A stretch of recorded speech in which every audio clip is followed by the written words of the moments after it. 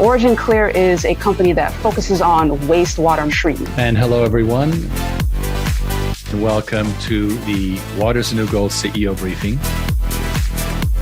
Our mission is to transform the water industry. Decentralization offers us this opportunity. The plan that you've built here is super impressive. The world is experiencing a crisis in regards to water. It's a great opportunity that you are giving us investors. The decentralization of water treatment means that we no longer need to establish giant water treatment plants. Let them fight over the 20%. Let's work with the 80% that's untreated. Over 21,000 unique alternative investments. 3 million jobs in the U.S. alone. Making it easy for the regular investor. All the old trends just accelerated. Lucrative and fulfilling. The vision I've got is to standardize these products. Design, build, own, and operate. We have 65 people in the room. We got an important message here to the world. We can put a guy on the moon, but our water is horrible. Recycling all that water, it's a huge impact for the environment. Bringing new infrastructure in to drive growth in America. That's a critical part of the picture. It's a twin 125 gallon per minute RO system. I don't think we're talking about a $10 million fund. We're talking about a series of $10 million funds. Yeah, the opportunity itself is very big. Yes. Take care of the water. Not too many CEOs do a weekly briefing and are willing to talk to individual investors.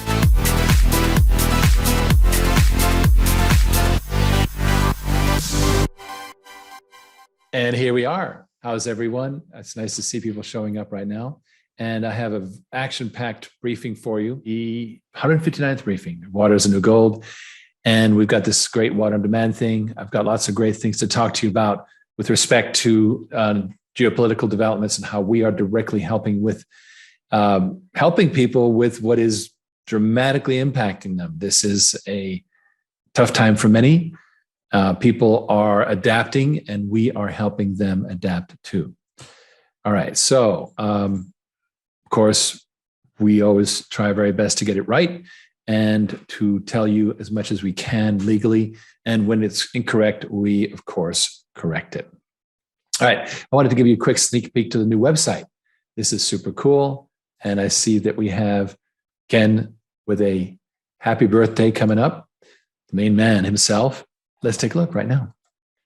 All right, so here is, you can see along the top here, this is the Adobe system here with the top line here. So what this is a prototyping environment. And so the home page is this one, invest in water like an oil well. And then we go down to largest commodity on the planet. And then it continues. Step 1, building a fund.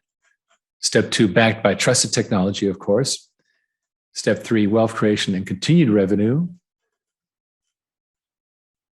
How it's transforming the water industry in the world. This picture is supposed to be a picture of me. I know he's prettier than me, I'm sure, and he has hair. This is supposed to be me. And then, of course, we have the team. So and then moving on to the infrastructure in crisis, some of the stats involved, the hotel chain case study that we're building here. And then we have the FAQs, which have already been written, synopsis, and of course, the footer. All right. And then we have what is the impact is what we just saw. How to invest in water like an oil well. And of course, we have a picture of an oil well, right? Master limited partnerships. Here we have how the traditional MLP works and then how the water on demand thing works. Isn't that cool?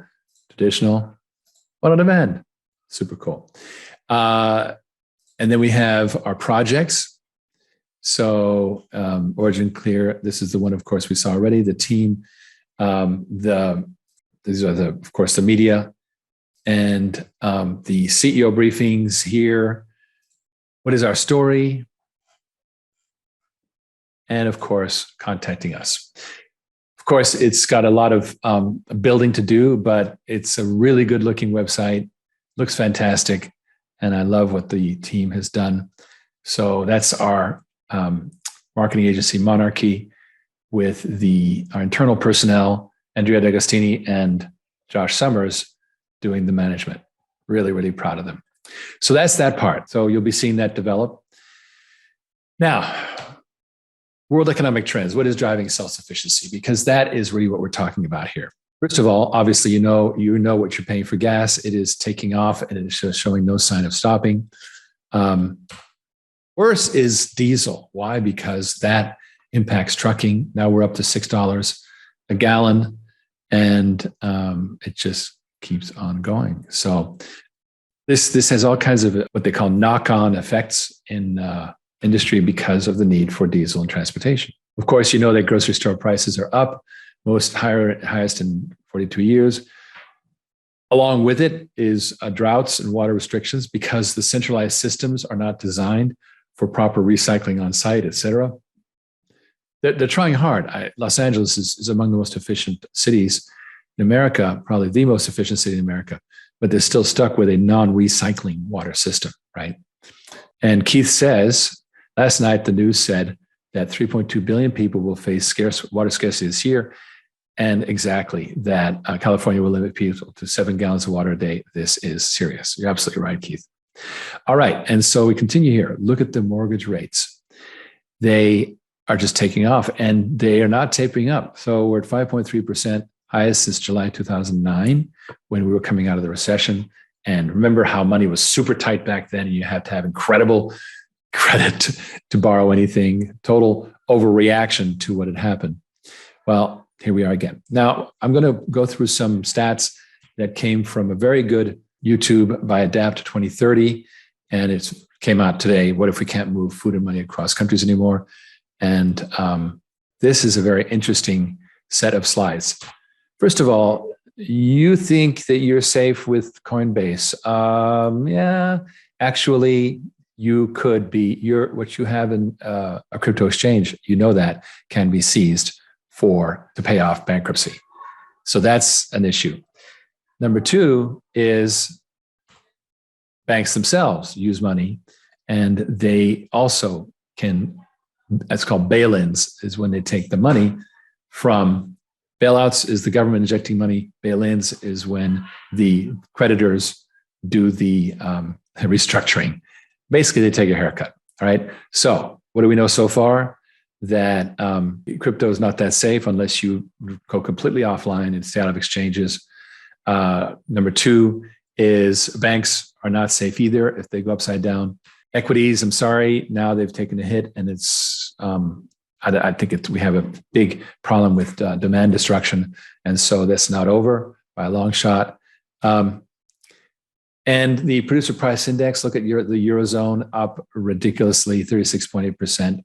That's not even, they can't even compute with that. They're like, what the heck, right? Now, meanwhile, average rent for New York City, one-bedroom apartment is, between $500 and $6,600. I mean, I don't know who makes that kind of money, who actually, that's well over a mortgage. Gosh, if you were buying a place just a few months ago, your mortgage was going to be, for $2 million, let's say a $1 million home, $3,000 a month, well, not a problem. So this is really ridiculous. And guess what? That same amount pays for a farm, and you can have, your own growing of food. And this is what is happening to people. So what I'm going to do is I'm actually going to share a very good, we excerpted this because it's longer. It's fairly long, but it's really good. Peter Zeihan is brilliant. And he is in a debate with a tech financial analyst, and you'll see it's kind of a takedown. But this is the reality. And this, we keep hearing about how technology is wonderful, but technology relies on underlying basic things in place. Let's hear what Peter Zeihan has to say. We understand oil. We know we have to deal with Iraq and Iran and Venezuela and Russia. It's a supply chain that's awkward and painful sometimes, but we understand it. If you want to move to EV, you have to replace the oil supply chain system with 13 more. And we have to deal with 60 countries instead of 5. And if we lose access to any of them, the whole thing collapses. Right now, Hong Kong, Shenzhen, and Shanghai are offline. We don't know when they're going to come back. And this is the new normal for China because they don't have a vaccine. So anyone who hasn't already moved their manufacturing is just absolutely getting beaten about the head and shoulders right now. That transition is happening right now. There have only been 3 technological revolutions in human history that have actually changed the relationship of a society to its economy and a society to its geographic positioning: sedentary agriculture, deep water navigation, and the Industrial Revolution. The digital revolution is real. It is changing many things about how we live and how we earn income, but it is dependent upon the Industrial Revolution. It is not a fundamental quantum leap beyond it. So if you break down the energy system of oil and electricity, there's nothing in the digital space that works. And I would argue that we're going to see a great deal of deindustrialization around the world in the next 20 years. Help me understand what you mean by deindustrialization. You mean people are going to stop making things? Sure. We're in the early stages of seeing this in Ukraine, which is kind of unfair considering there's a war going on. But Ukraine gets all of its energy from Russia. And we're going to see 4 to 5 million barrels a day of Russian crude go offline later this year, which means there is not enough for global consumption to continue in its current form. Even if I believed in EVs hugely, the technology isn't far enough along for it to be applied to the poorer locations of the world. So places that depend upon international trade to get the building blocks of modern society, oil, natural gas, copper, iron ore, and so on, we're entering a period of abject shortage as global trade links break down. So there are huge portions of the world, the country I am bar none most concerned about is China, that simply aren't going to have access to the materials that they need to continue in a modern industrialized lifestyle. And if you start to deindustrialize, cities are a death trap. And so you're going to see the cities in these areas to a degree empty so that people can go back to at least somewhere where they can eat. Okay, but why? You got to think about why we've been able to do what we've done for the last 75 years. We've had a change in the macro-strategic environment, and that's allowed access from labor or energy or finance or tech from anywhere in the world to go anywhere else. The whole world has been a single system, and the economies of scale have been massive. That's now breaking down. But are you guys familiar with what went down in the digital space in the Twitter revolution in Egypt? Very short version. The Mubarak dynasty were a bunch of assholes. And so when the people rose up against it, the military stood back and made sure that all the digital avenues were open. And it resulted in the Mubarak fall. 2 years later, the military was like, we don't like what's replaced it. So they cut the cables linking Egypt to the rest of the world. There were only 2. And they controlled the information space. And they were able to take over very easily. About a year after that, the Russians came to Egypt to find out how it was done. So then the Russians went and put digital kill switches on the 4 cables that go in and out of Russia. That's one of the reasons the information space in Russia is so tight and so ridiculous right now.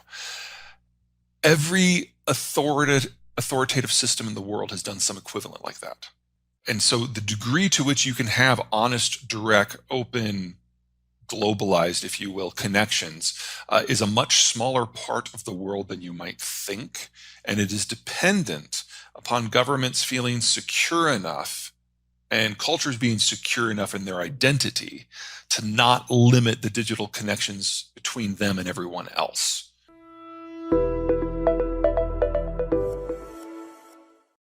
That was a quick look at what is going on. So you have the assumptions of modern life and how this high-tech stuff, including this very Zoom that we are on, rely on layers and layers and layers of supply. But many, many people are just literally hours away from, their fridge just running out of power and that's so forth. So, and a lot of people are aware that they have to do something about it. And this, it started with COVID where it drove people moving out. And more people are aware that they need to move into communities that, just like what my wife and I did when we moved to Florida, and we're in a community that's a very, we're modern. We're not, a bunch of preppers. We're not, you put, salting away. We should probably have 5 years worth of food supplies, but at the very least, we have a community here, and we have friends with farms. Right. So that's kind of the new thing is creating a network of friends that can take care of it. So once you go back down to this level, you go, wait a minute, what about my energy? What about my food supplies? What about my water? And that's when that gets important. So I'm going to go ahead and continue on to play the next video. This video is a excerpt from an interview that I gave, and the interviewer who was taking notes for an article he was writing was kind enough to share the results with me. So let's take a look.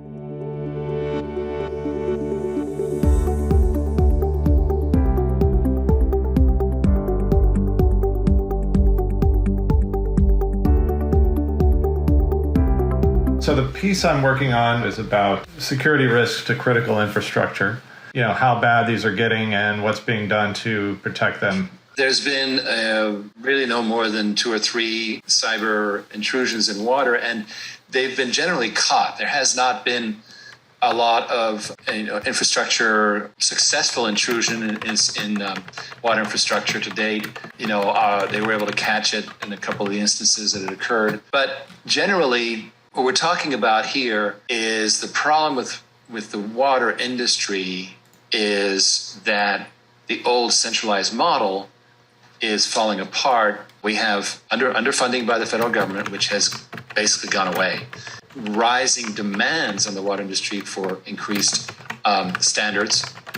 And we have, of course, just general expansion of businesses and populations, and it's just not being kept up with. Now, the solution is to take the load off and start doing more at the periphery. So that's what we call decentralized water treatment.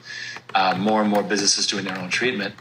And that actually makes a more robust network when it comes to cyber defenses, because it's just like how the internet was originally conceived by DARPA as a network that would not go down in the event of a nuclear exchange, because each node would be independent. Now that's, of course, no longer true with the internet. It's far from that today.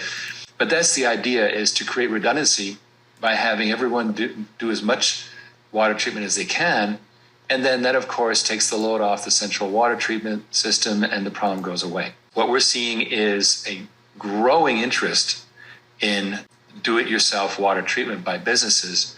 And then we have another major trend, which is populations are migrating away from the cities.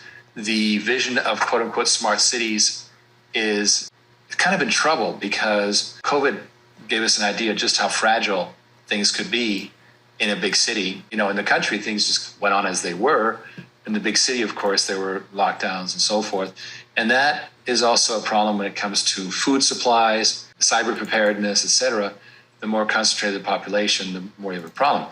So what you have is people are moving to the exurbs and to other states, and that's creating a need for more housing communities that are off the grid. My VP just the other day bought a 50-acre plot in Pennsylvania that was quite cheap because it had no sewage access.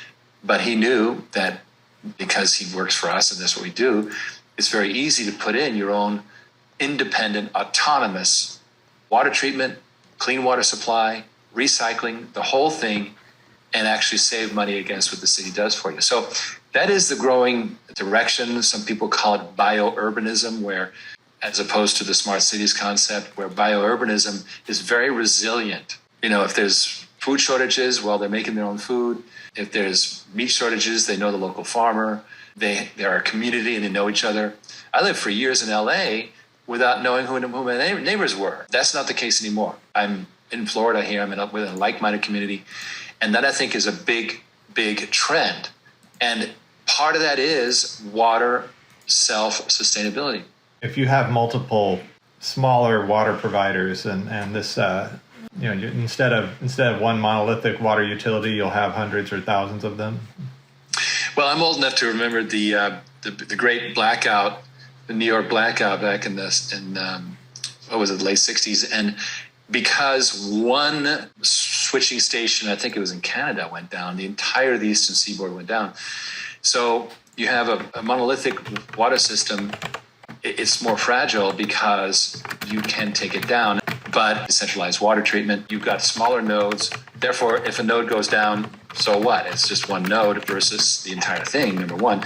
Number two, these are more modern networks. What's being built now is inherently intelligent. These have sensors and they have more robust protections. And, it's just more modern equipment, and it's built for these potential attacks. So, for example, I'll just give you a great example. Down in Miami-Dade County, they have a big problem with over 100,000 septic tanks in the county that were put in because there wasn't proper urban planning, and people just went and put out septic tanks, and now it's creating a big problem with the aquifers. So they're saying, well, let's spend $6 billion to replace all those septic tanks with sewage. And what's that going to do? First of all, come up with the money. Secondly, you're going to tear up streets and ruin quality of life for 20 years. Why not just do a rebate program for people to put in their own on-site systems? The problem gets solved 20 years earlier with 1/10 the expense. It's actually a better solution overall because you're not relying on that central system. I think the whole idea of central-based systems is really you can almost think of it as a 50s concept. It's a big, robust central systems that do all the work. We're moving away from that. I often say that California won't get a high-speed train because they'll just get Google self-driving cars, and because we already have freeways. So that's kind of how it is use the existing infrastructure, build compactly at the point of use, don't get into lots of transportation of the sewage, which is a point of vulnerability. Think about it. Pipelines are a major problem. You get a sewage main break, now you've got sewage everywhere. That's just as much of a problem as cutting the fresh water supply. So you have to think about any time that you are transporting clean or dirty water, you're creating a vulnerability. By doing it all on site, you're taking away that problem. Mm-hmm. Got it. So what advice do you have for these monolithic utilities who are out there and probably aren't going to disappear anytime soon, but still have to mitigate these kind of risks in the meantime? Well, the good news is they, in general, we have 150,000 plus water systems in America. And in general, they're delighted to see businesses and housing developments do their own work. We have a client that has a trailer park in Alabama. I don't know if you know, but trailer parks have always had a very primitive sewage treatment system consisting of dumping it in a pond. And but the Department of Environmental Quality in Alabama was requiring it to be upgraded. And they said, well, let's just hook up to the city's sewer system. And the city would not accept it. Said, no, we won't take it. It's too dirty. It's too much of a load. The municipal treatment districts are very happy to see businesses and residential developments take care of themselves and take the problem off their plate. Part of the problem, Christopher, is that people are not aware there's a problem with centralized water. They think everything's fine. And that's mostly because the industry's been saying everything's fine, don't worry, it's all good. And they've been trying to reassure everybody. But then you get with these problems like what happened a few years ago in Compton, California, where the water started running brown, and the residents said, what's going on? And the local water district said, well, we've been asking for money for the last 15 years, and you wouldn't vote the funds. And so now here we are. Again, the solution is not to try and force cities and so forth to spend a ton of money, but instead bring about more self-reliance. So the force that is making it happen is not going to be the central water systems making a lot of change happen, because frankly, they're overwhelmed. It's going to be things like our own water on demand program, where we are providing capital for business and housing development water systems that they don't have to pay for up front. So it makes the decision very easy. And so it's kind of a revolution where people don't have to come up with all the capital to do their own treatment. They can just keep paying on the meter like they always did. And I think that's going to be the accelerator, is a better financial model for the people who now have to do their own treatment. Great. I think I have what I need here. This has all been very helpful. It's a pleasure, Christopher. Thank you so much. Thanks, Riggs. Bye. While this was going on, people were texting me, dude, mute your microphone. No, it wasn't me typing. It was the reporter taking notes as I was talking to him. And it was interesting to see what parts he thought was interesting by when he clattered, right? That was kind of cool.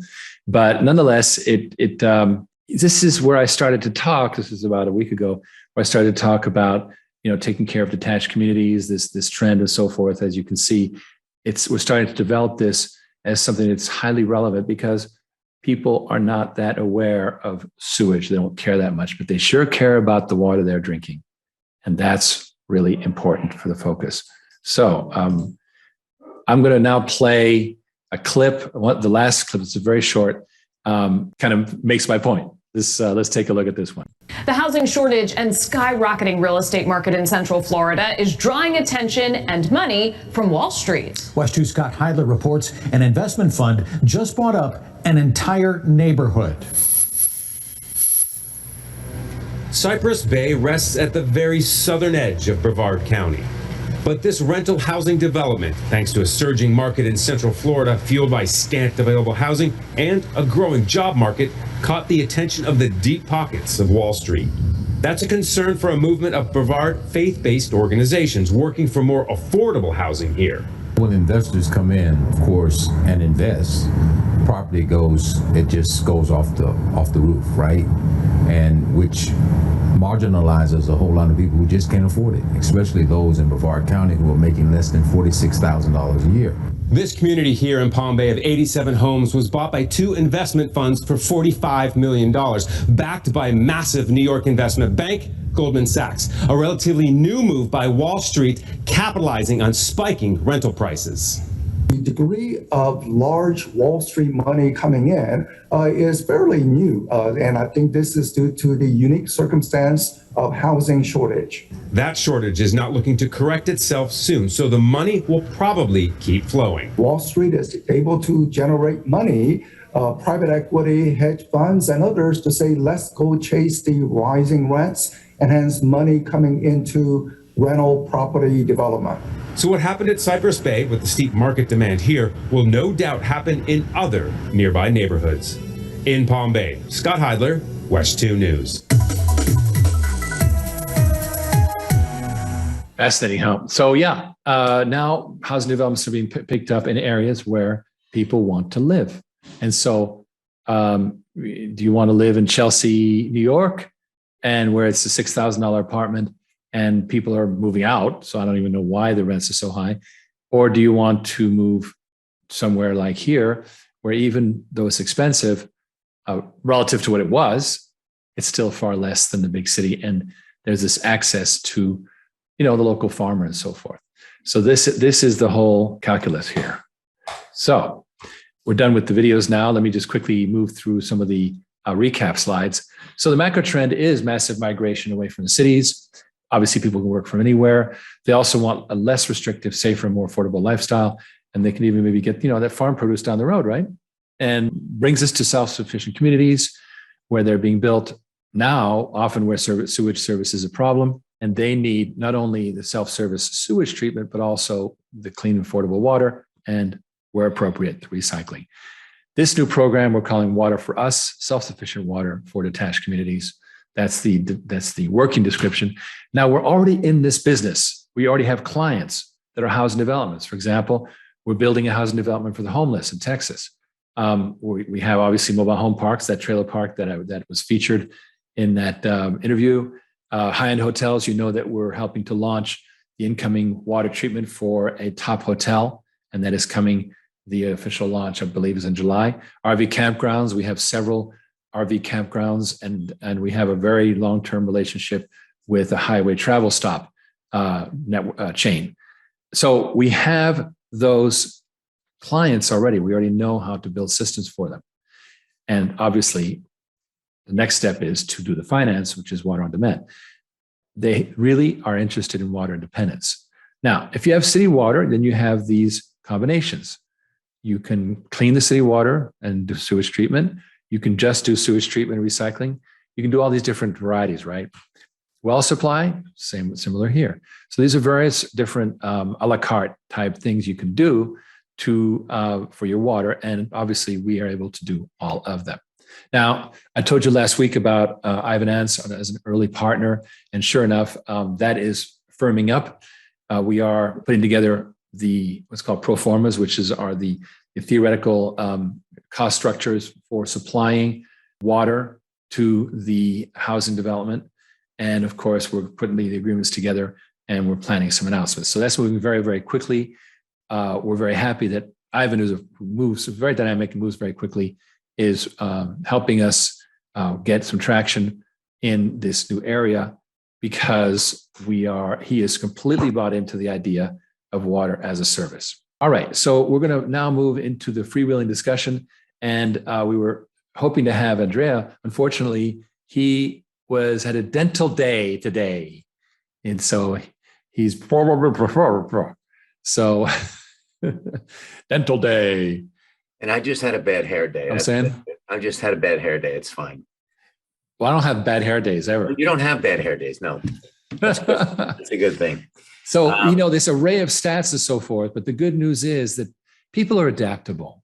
People go, okay, what do I do? What do I do? What do I do? And they're, just like you did, just like my family did, move to an area where we have better control over our lives. Mm-hmm. Years ago, actually, you moved out of Long Beach, New York, for reasons that are real. Well, I got washed out of Long Beach, but yeah, I left Long Island eventually, right? So that's an interesting point, right? So yeah, Sandy took care of you, but nonetheless, you went away from a fragile, vulnerable area to one where you could feel more secure. Absolutely. And to give you an idea, when Sandy hit Long Beach, New York, where I lived, I had a second floor condo that took water. Jeez. It wiped out every car on the island. It wiped out every business on the island.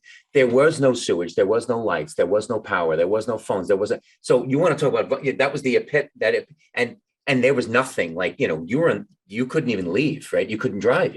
So yeah, it epitomized when he said that cities in times of crisis turn into death traps. It literally was a death trap. There were wires buzzing on the ground. I mean, it looked like there was a war and we lost, right? That's what it looked like as you were rolling out of Long Beach. You were just like, oh my God. And to another point, I'm working on trying to buy this acreage now. And my goal is to literally put a 10-acre lot for myself so I can have a farm. I can have some horses and stuff like that, right? And I'm 10 minutes from downtown, right? Which is cool. The other thing that, as an extension of what Ivan has started to stimulate for us with the water for us, and what I've referred to when I've spoken to prospective investors is think of a total end-to-end from aquifer to expulsion of wastewater, a complete autonomy in control of your own water. That becomes this insatiable market appeal here, like in the excerpt. But I want to go beyond that. The model that we're creating with water on demand, it's not an experiment. Solar pools are doing this right now to great effect. And where are they delivering power, Riggs? It's not Southern California where there's brownouts. Where are they doing it? They're doing it in Africa. They're doing it in third world countries. Why? Because their general idea is that the centralized grids will figure it out on their own someday. This is a place where there is no power. So it's a quality of life issue, right? They say, well, look, if we can deliver power to places in Africa, we're improving quality of life. We're using that same investor pool model to deliver what I would argue. First of all, we've got much more price stability than oil. We've got far greater inflation protection than real estate. By the way, I did the math, $517,000 a home for that property, for the Morgan Stanley that bought it, it was $87 million, right? I mean, I'm sorry, $45 million, 87 homes. It's $517,000 per property. And they were okay houses. I mean, no, they were nice. They were nice. And you're right. You couldn't get a Chelsea apartment. They'll be able to rent those things for, $4,000 a month, right? And that's a $3,000 mortgage. They make $45,000 a month, and that's not so bad. My point is, when inflation rises, and I believe it will, they can't just go, hey guys, that lease you signed for 3 years? We're gonna adjust. And no, that's not gonna work, right? So they can't chase the rents, right? So we're going to literally the pay per gallon will work in real time against inflation at a factor, depending upon what it comes out to. So we have more price stability than traditional energy. We have greater inflation protection than real estate, but we also have far better returns than these investor pools, these wonderful investor pools for solar, which is basically the same model we have, has been working now for years. They're delivering 5 or 7%, 5, 6, 7% to their investors. And they're thrilled. You know why they're thrilled? Because they're eco-minded investors who want to make a little bit of money to do a whole lot of good. Well, how about making a whole lot of money to do a whole lot of good? Here's what I mean.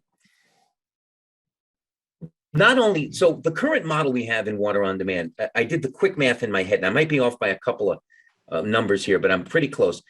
A $250 million fund, $100,000 invested in that fund will generate 27 million gallons of fresh water per 100,000. So when these eco funds that are trying to do well by do good, when they factor that in, then think about it. We're going to hit a point where this is going to go out from the concentric circles, from U.S. cities to U.S. exurbs to U.S. Rural communities, right, and beyond, to the third world. Well, what happens is when you start cleaning fresh water, or you start making water safe in that area of the world, what do? You start to undo the 6,000 children that die today from bad water. Think about the impact. Not only would you know that you're going to clean 27 million gallons of water, but that's how many gallons of water you're saving with your $100,000 investment. But wait till you can start to calculate how many human lives saved, how many human lives you're saving. Yeah. You want to talk about the definition of impact investing? There's no greater impact in the world than that. Yeah, it's true. And that's exciting. No, and you know, I think about it 3 a.m, you know? No, I mean, it's so true, because climate change is a threat, but it's not overtly killing people. Energy, centralized energy, and the move to solar is good, but it's not to save lives. This is, with water, it's literally to save lives. That's well, so like true. you said, it's like our water here. Well, it's not going to kill you tomorrow. No one cares about it, right? Because it's not going to kill you tomorrow. Climate change will affect life or cause loss of life over decades. People don't think in decades. People don't, right? Until their backyard is burning, they don't buy a fire extinguisher, right? Right. So, but by being able to speak to the investing community, which controls trillions of dollars, that want to do well by do good, adding first of all a significant increase in the type of well that they do by doing good, right? Significantly increasing the well part. That's irresistible. They want to protect. Are you doing well, or are you doing good? Doing well? You're doing well and you're doing good, right? So, but not Water only well. I'm doing a water well, or if you're from Long Island, water well. Water well. But here's the thing. So we're going to have a better return for these investors who they want to protect their money the same way as everyone else. Okay. But then you add a human life-saving component to this thing. It will be unique. I think it's going to be unique unto its own, because I think solar is great and the returns are fine. But if we can do better returns to the same crowd and say, and here's how many lives you save, category all its own. No, it is the coming thing. And, you know, people need to get into solid assets, because, you know, look what's happened to the risk assets. So hard assets is where it's at, but you need a hard asset that is priced right. By the way, Gene Tully says he's in from Long Island. So you know that. Gene? Yeah, he's from Long Island. Oh, I'm sorry to hear that. When are you getting out? Just kidding. Just kidding. That's funny. No, I don't think he's there now. Oh, okay. Chris Worth says, very good comment, Ken, keep it up. Saving lives, investing by doing well, by doing good, pitching the dollar returns 100%. So you make money, you save lives. What could be better? Gene is in Georgia now, so he has 2 escaped. Okay. So he got on. All right. You got the memo, Gene. Good. So, well, this has been a really interesting show. And by the way, I promised everyone that I was going to show the new institutional deck, and I didn't do it because I had so much to cover today, but it is coming. Remember that you can and should talk to Ken. Just put oc.gold/Ken in your browser to schedule. He's a phenomenally intelligent person, and he is also constantly, you know, he doesn't sleep at night, basically. He thinks about things like saving lives which is fine, except I don't sleep in the day either. So yeah, it's. Well, we don't want you to sleep ever. That's where it becomes a problem, right? Sleeping is, exactly. So one other thing is, I will make a commitment to our audience that I will try to pull that institutional deck out of Briggs tonight, so I have it for our discussion. How's that? No, it's something that we're very close to being ready with, but I got so excited about the website that I saw last night, then of course all these interesting developments, geopolitical developments. So everyone, be well, stay safe, both personally and economically. This is very exciting times. Brian Hallinan wishes you a happy birthday. And so on the 15th, in 3 days, have the pleasure of being harassed by all of us. Chris Worth asked us to flash the contact info again. So here it is. And we look forward to hearing from y'all. Listen, the structure of this offering is that the $20 million invested in the next $20 million, which includes what's already been invested, so it's only about $17.5 million to go, benefits from a locked-in 10% in the Water on Demand spinoff. After that $20 million, it's over. That is the founding group, and you need to get in and make yourself happen. James Wright says, power naps, rest by osmosis from those in society doing nothing. Right. There you go. if only. Oh, forget it. Then I would be, I wouldn't have any gray hair. But yeah, exactly. And but fortunately, you don't get overheated, so therefore you didn't lose all your hair like me. That's right. All right. Anyway, that was a dad joke. Guys, thank you so much. It was a pleasure. We're so excited about how it's going. We're moving fast. As you can see, we're executing rapidly. Remember that what we're doing is real. We have this clientele that we're working on expanding into with Water for Us. We're just adding that financial layer, which you are helping us. And the financial model has already been proven. We're simply adapting it to the largest commodity on earth. Boom. Drop the mic, Ken. Good night, everyone. Have a great weekend.